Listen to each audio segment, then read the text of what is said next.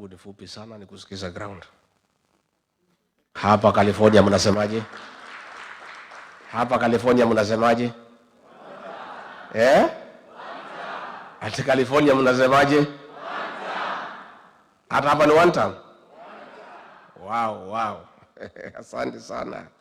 First and foremost, let me take this opportunity to thank all of you, the great people of California, for the warm welcome since our arrival to this great city on Thursday.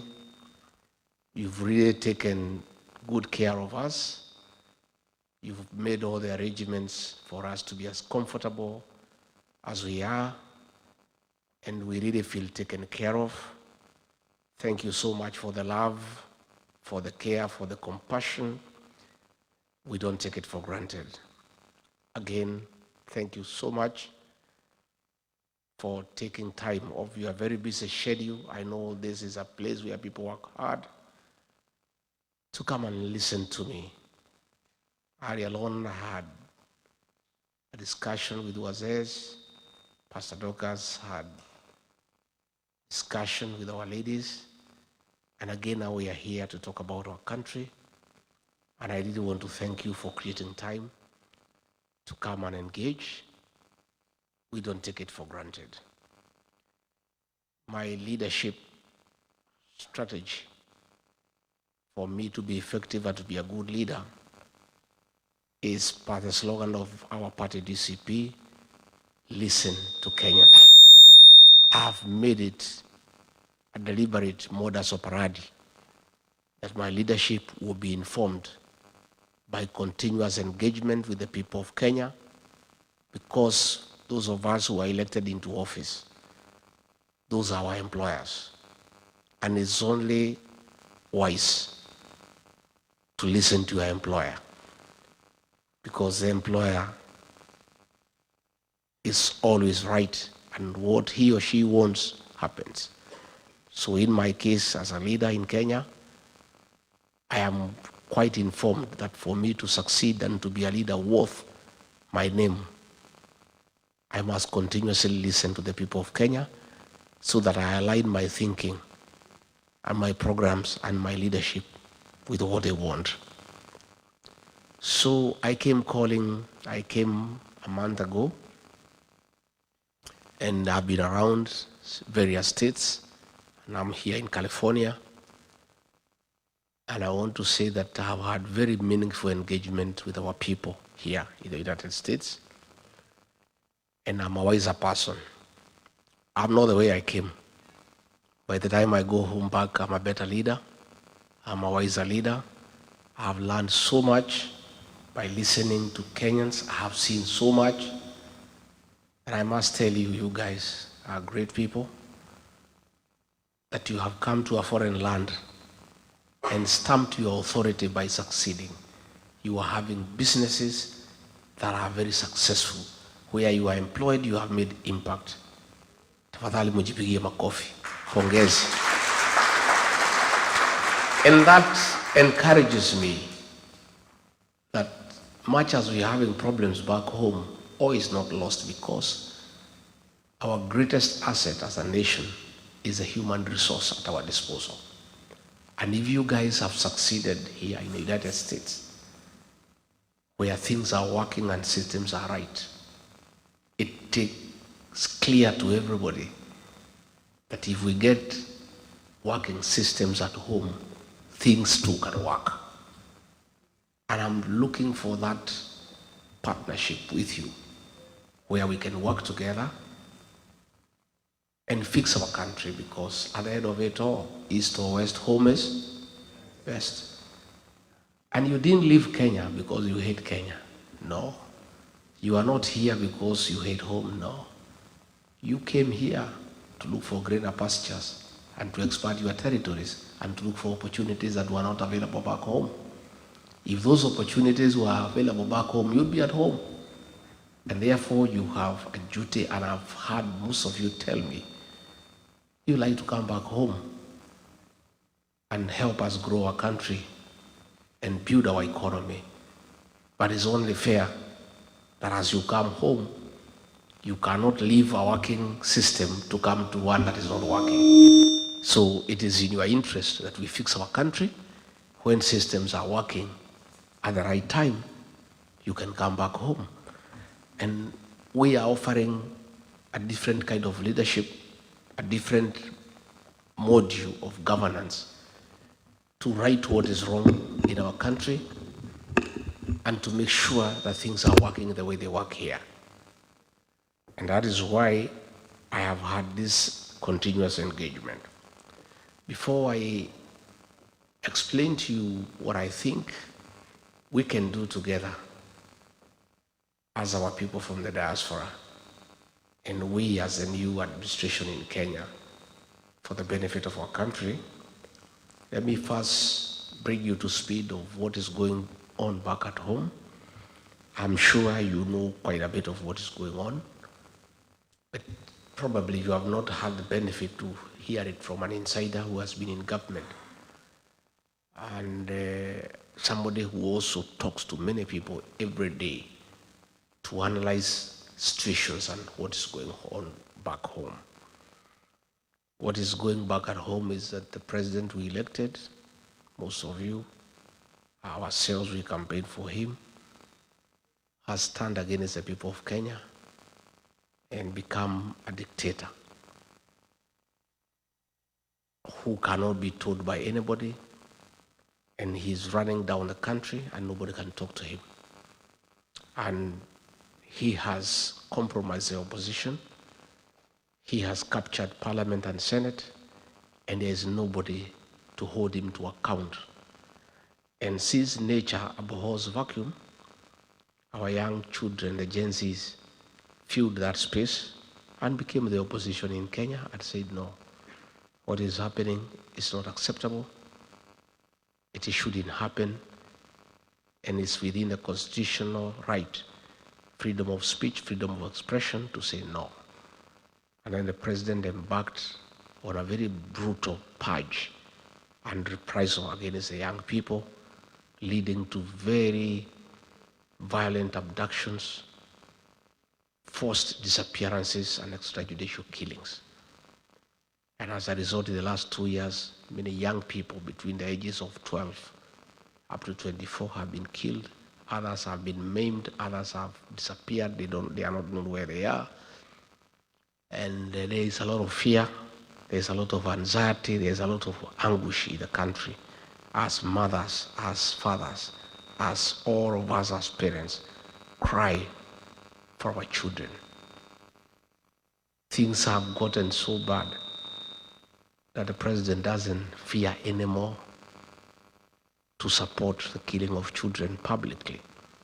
His minister for Interior publicly and shamelessly gave an order of shoot to kill to policemen and said, if you see anybody near a police station, just shoot and kill, despite the fact that a police station is a public institution and Kenyans have every right to go to a police station.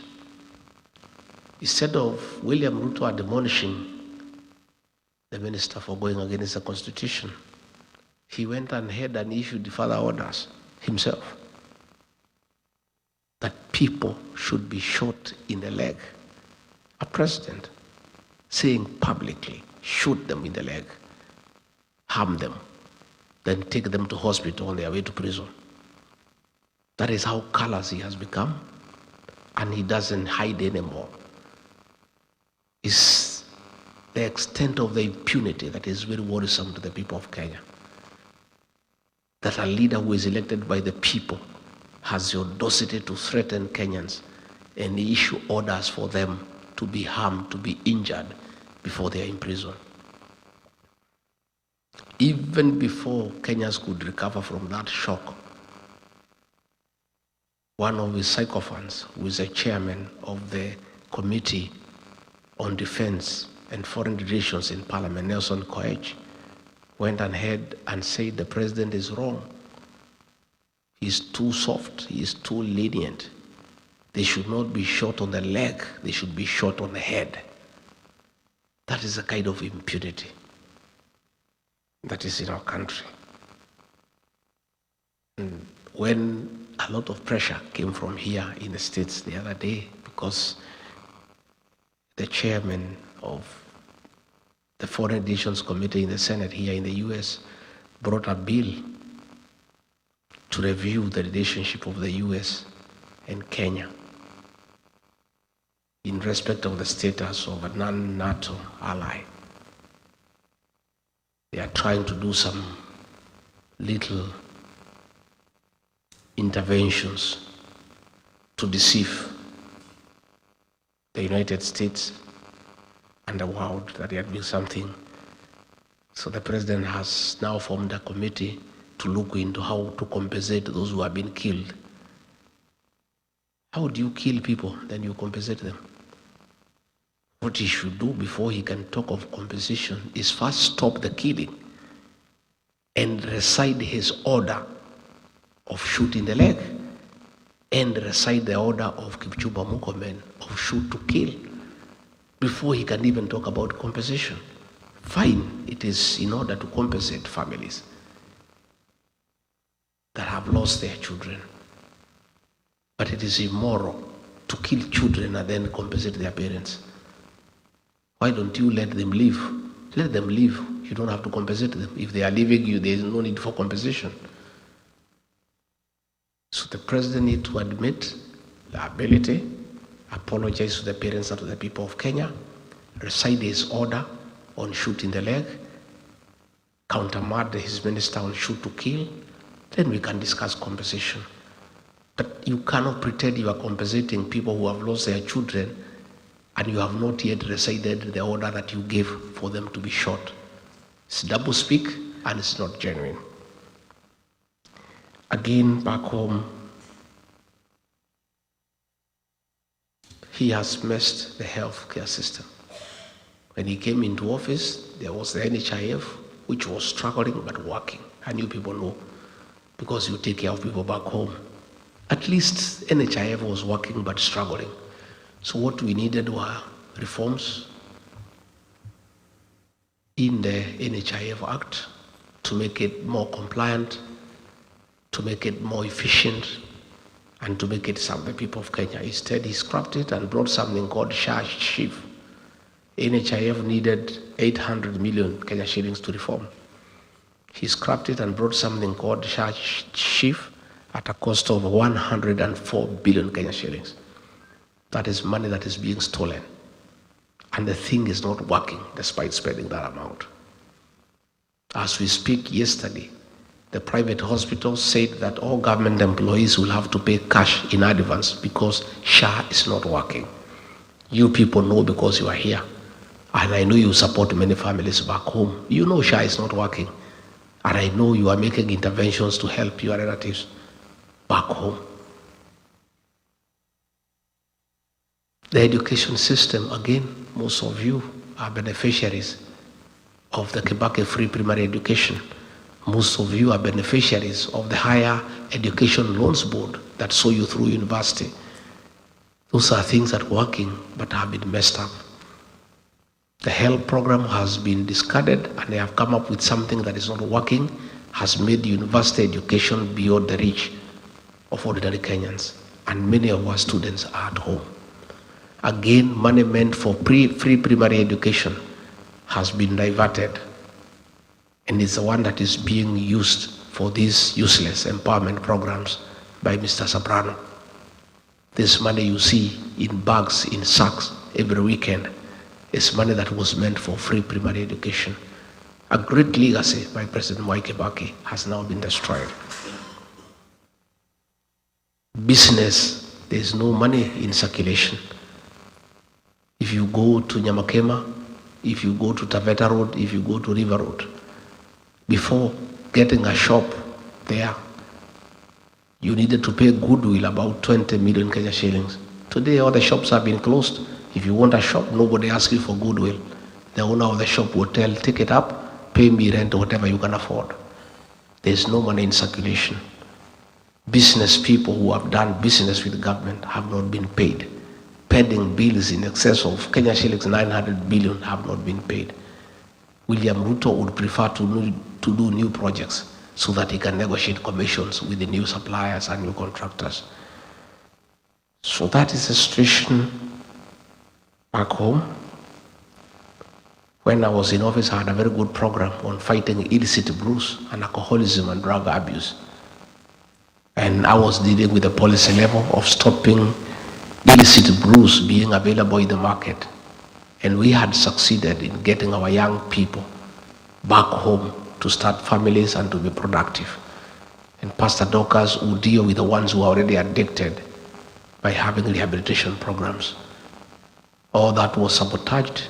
The illicit brews are back. Our young people are in the trenches and in the drainage, drinking and destroying their lives. There's nobody to deal with the ones who are addicted, to assist our children who are suffering from drug abuse. So in a nutshell, we have that challenge, but the Kenyan people have realized their mistakes. We were deceived and duped in electing a man who came with the Bible and said he is born again. They trusted him. He said he will put money in their pocket. Instead of putting money in the pocket, he removed the little that was there. Nothing works. The country is almost grinding to a halt. They are saying that I'm here in America talking ill of my country. I'm not talking ill of my country. I'm just talking the truth. And I'm not saying Kenya is bad. Kenya is a beautiful country with good people, but we have poor leadership. We are here talking about poor leadership. We are not castigating Kenya as a country. That is our country. And we are only talking because we love our country. We are saying the problem of Kenya is not Kenya. It's not Kenyans. It's not the air. It is poor leadership, and that is what we need to fix. So the Kenyan people have made an informed decision that the Constitution allows the president to go up to 2 terms. The first term, 5 years, which is a contract, is a social contract with the people of Kenya, subject to renewal on performance or termination on non-performance, period. And the people are saying that 1 term is enough. We are not going to renew the contract, we are going to terminate it. And that is why they are saying it's 1 term. I have seen his people crying all over, oh no, Kibaki did 2 terms, Uhuru did 2 terms. Even as we must do 2 terms. There is no way the Constitution says there is a must. It is subject to renewal or termination on performance or non-performance. William Ruto has failed to perform. He has messed the country. He has messed the economy. He has killed children. He has messed our relations with the neighboring countries. And the people of Kenya are saying, in view of the fact that you have failed to live up to our expectations, you have messed our country, we have a right as the people of Kenya, in accordance with the Constitution, to terminate the contract we had. So serve your 5 years and move on. We intend to get another new government to enter another 5-year contract with some other people. And that is a decision that has been made by the people of Kenya. Initially, he tried to say that it's a Kikuyu that is against him. But the people of Kenya told him, no. If it's a Kikuyus who are against you, all of us are Kikuyus. That was the hashtag. Because everybody in Kenya is feeling the effects of bad governance. Everybody is angry about the killing of young children. Kenyans are angry and hungry because of non-performance of the economy. So that is a decision the people of Kenya have made. And I'm part of that group of leadership that is seeking to be elected as president under our party, the DCP. And I'm working alongside other leaders, Kalonzo Musyoka, Martha Karua, Fred Matiang'i, Eugene Wamalwa, George Natebea. And all of us are offering ourselves to lead the people of Kenya. And we are working together. And we have agreed that all of us want to be president, but it's not possible for all of us to be president. So along the way, sometimes late next year, we shall sit down and agree that among ourselves, we agree to have one flag bearer to face William Ruto on the ballot, so that things are okay. And I have said, I think I'm the best. But in case my colleagues convince me that I'm not and somebody else is, I'll back that person to a man so that we have meaningful change in our country.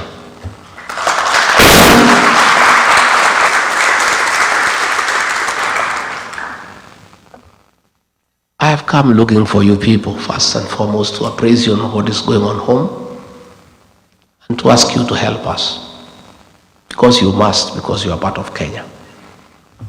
I know you are as disturbed as we are about the killing of children. I know you are as concerned as we are about bad governance. I know you are mad at the corruption taking place in Kenya. I know you disagree 100% with the misappropriation of funds for personal aggrandizement. We therefore want to partner with you because you have a lot of influence back home. And I want to appeal to you to talk to people back at home and ask them to register as voters and join us in electing a new government that will respect the will of the people, that will create good governance structures, and that will bring prosperity to the people of Kenya. Utatusaidia nyumbani? Again, I want to seek partnership with you because you are important. It's true, Walubengo, that pastor was saying that you guys are useless, nobody needs to talk to you. Those are Ruto psychophants.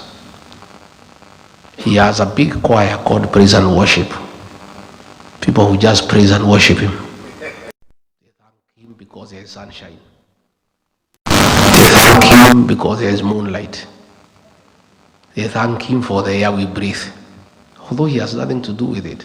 It's a psychophants. And they have been ignored by the people of Kenya. Don't even think about them. Nobody listen to what they are saying. You people are critical. And you are a serious partner of any serious administration that wants to succeed. In the following manner. One, in the 1970s, coffee was #1 foreign exchange earner. In the 80s, tea became the first, the best foreign exchange earner for the country. In the 90s, it was overtaken by tourism. But as we speak today, it's not coffee, it's not tea, it's not tourism. Remittances from the diaspora are #1 foreign exchange earner for our country. And you guys are a serious partner in our economy. It is the money that you send home that we use to pay our public debt. It's the money that you send home we use to run our embassies. It is the money that you send home we use for importation of goods. For any country to succeed economically, you need a very strong partnership with the diaspora.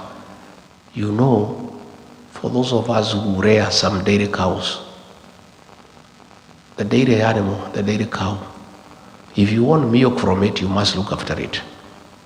And you must make sure the cow is happy. You must give it hay, you give it lucerne, you give it dairy meal. In fact, nowadays we are giving them mattresses to sleep on so that they don't feel cold.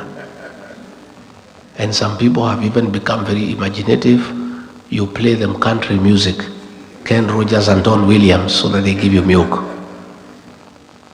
The diaspora brigade is the dairy cow of the Kenyan economy. We must look after the diaspora people to agree to inject their money into our economy. And your money is huge. If we have programs to give you incentives to invest your money back home, we don't have to borrow money from other countries. Your money is enough to run our economy. So I look forward to a partnership where we shall agree with you people how we give you incentives to bring your money back home. We want you to come and start factories. We agree, we give you a tax holiday for several years, that there is no taxation if you set up a factory, so that you can create employment home and expand the tax bracket. We want to agree with you if we can have a diaspora bond where we can have a special interest package where you bring your dollars home, you earn a certain interest rate much higher than the country where you have come from. There are many things we shall discuss. Yeah? And I don't understand what is wrong with Ruto. When we need your money, when I'm here, I think early in the week, the central bank issued a circular that they want to go to homes where you send money and talk to your mothers and your uncles and your brothers to find out how much money you send them. You know, you guys have already paid tax and you are helping your mother because the hospitals are not working. You are helping your brothers because the education system has failed. Yet the president now is asking central bank to go to homes and to get data on the money that you send home. Tell your mothers and your fathers and your brothers that that is illegal. They should not divulge any information to anybody. If William Ruto wants to know how much money you send home, he should come here and talk to you.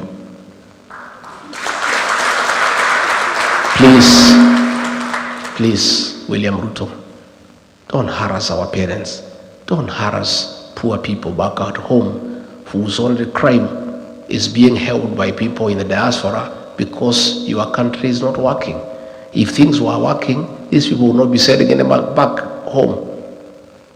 They needed the money themselves, but they send money home because things are not working. So that is being intrusive. We don't want too much government into people's lives. The work of government is to give services to the people. Let William Ruto build roads and hospitals, provide water, electricity, sewage, internet. That is what Kenyans want. But he cannot send people in homes with the fitina to ask people, oh, I hear your daughter is in America, how much does she send you? That is rubbish.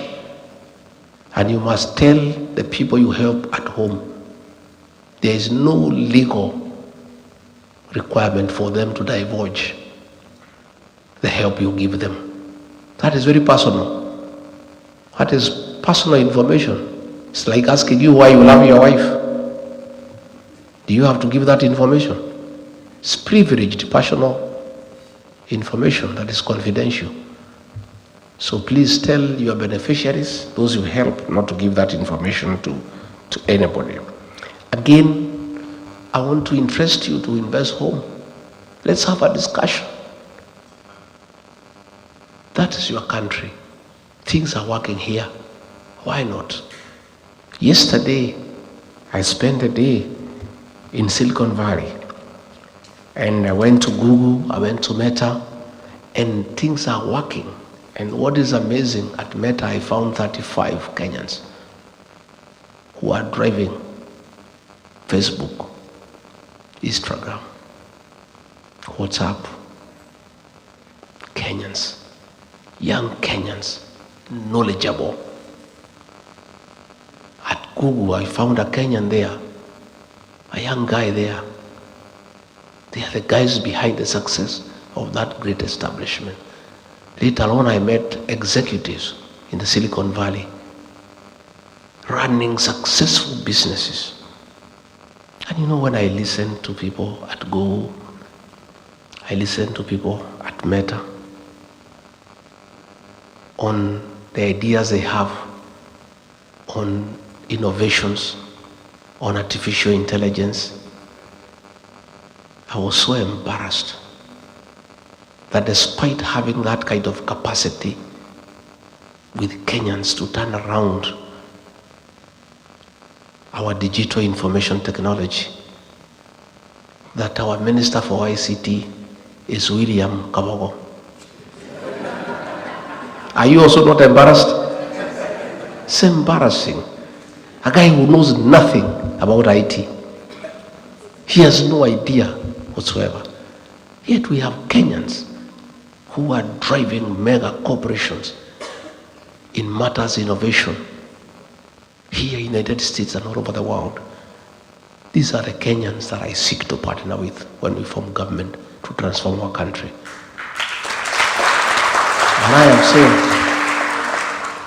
I'm saying on a very serious note,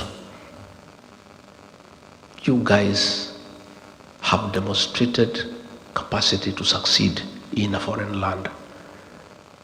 I want you to help us transform our country like the way you have done it here in the United States. All we need to do is to give you the opportunity. And you have a proven track record of success. Our embassies here abroad, we must ask you guys to help us run them. As somebody who has lived here in the United States for 30 years, a CEO of a company who has worked all over the states, has the necessary papers, PhD, masters.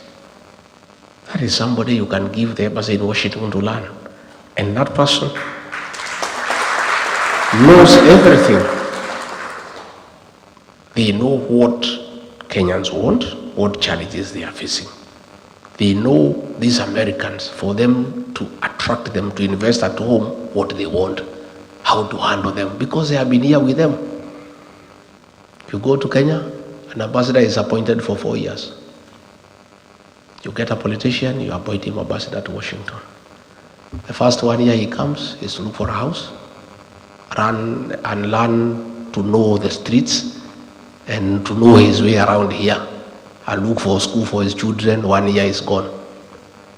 The second year he is trying to make friends with the Americans and the Kenyan people. A year is gone. The third year is to sit down to say, now that I know friends and networking, what can we do? He spends the whole year to do the plan.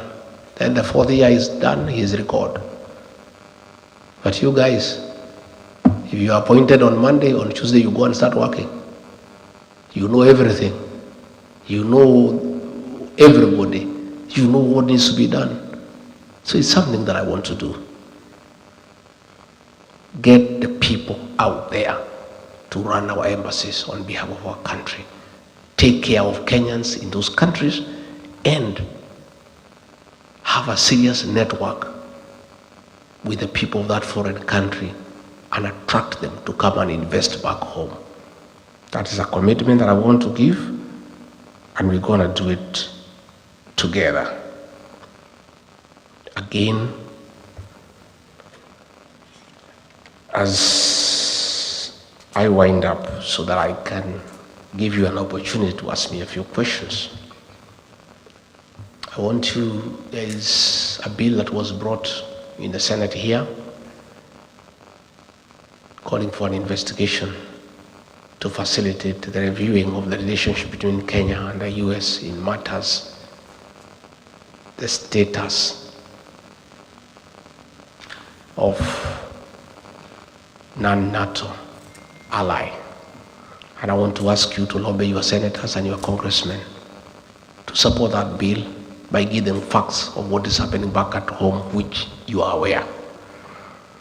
I've seen people back at home trying to blame me because of that matter that has been brought to the Senate. I did not bring it. I'm not a senator in the US. They are directed their anger at me. All manner of accusations. I did not bring the matter, but I support it because the issues that have been raised by the Americans is the issues that I raise every day. The issues of extrajudicial killings, abductions, the issue of interfering in Sudan by working with a terrorist group called RSAF, the issue of working with Al-Shabaab. Those issues were brought by the Americans. And all I said is that Kenyans should support by giving information to the legislators here to enable America hold William Ruto to account. And I did ask the Americans not to impose sanctions on Kenya because Kenya is innocent, but to apply sanctions against William Ruto as a person so that he can be brought to order. So I found a member of parliament from Mandera there in parliament, making a lot of noise, saying that I'm against the people of Mandera. I have nothing against the people of Mandera, and he should not drag the people of Mandera into the challenges William Ruto is facing with the American people. Nowhere did anybody say that the people of Mandera have committed any crime against anybody. What we said is that The Americans are saying William Ruto met some bad people in Mandera. If you meet bad people in Mandera, it does not mean that the people of Mandera are party to the meeting that you had. So I also saw the senator trying to say that we have a problem with the Somali community because we are asking that William Ruto be held to account. Nobody has any problem against any community.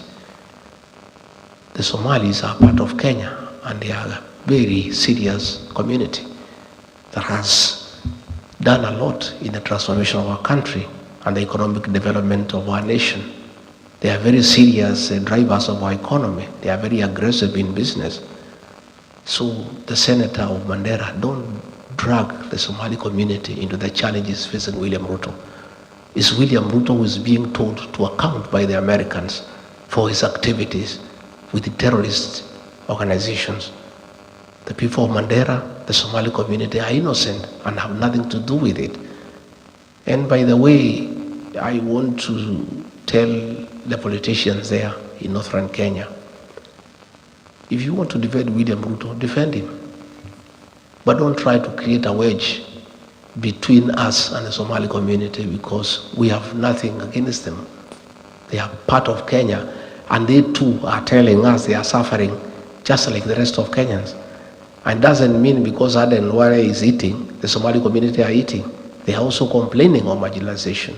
They are complaining of bad economic times. In fact, the Somali community, more than any other, has really borne the brunt of extrajudicial killings and forced disappearances for a long time. So let nobody try to create a wedge between those opposed to William Ruto and communities. Let William Ruto answer the Americans for what he has done and what he has not done. I saw the Minister for Interior saying that we should be asked to help in investigations in this matter. We cannot help in any investigations because the Kenya government has not initiated any investigations against William Ruto.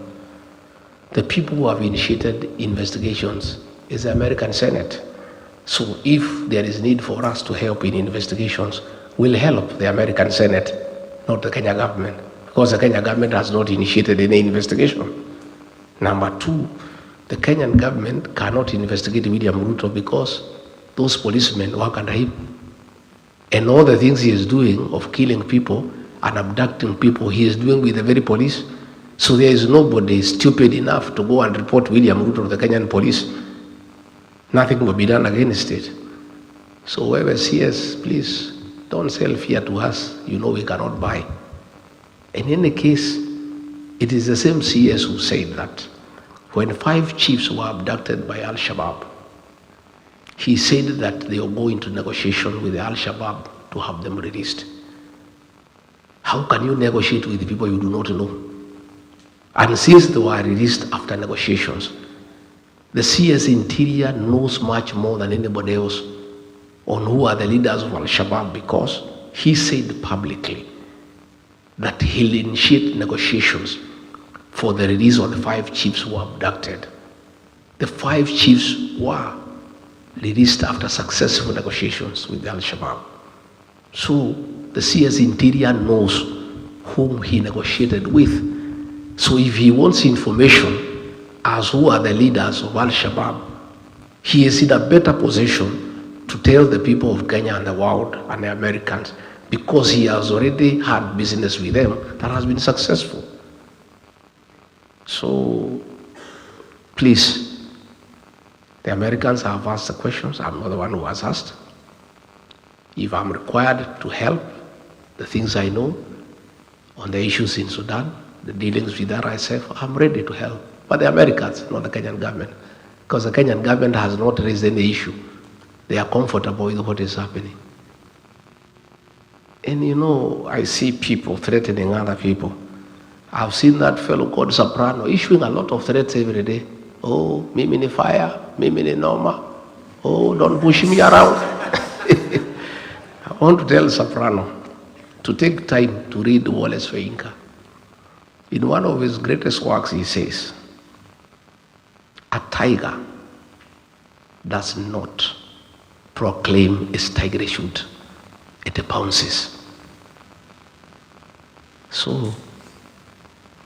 If you are what you say you are, act. Don't keep on threatening.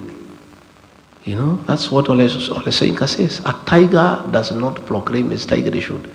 It bounces. So please spare those threats for other characters. Rig G is beyond threats, and you know it. And we must speak for the people of Kenya, because if we don't do it, there will be no country. You have compromised Raila Odinga, you have bought parliament, you have bought Senate. If you succeed in silencing us to talk for the people of Kenya, who will speak for the people of Kenya? I cannot be intimidated. The Gen Zs cannot be intimidated.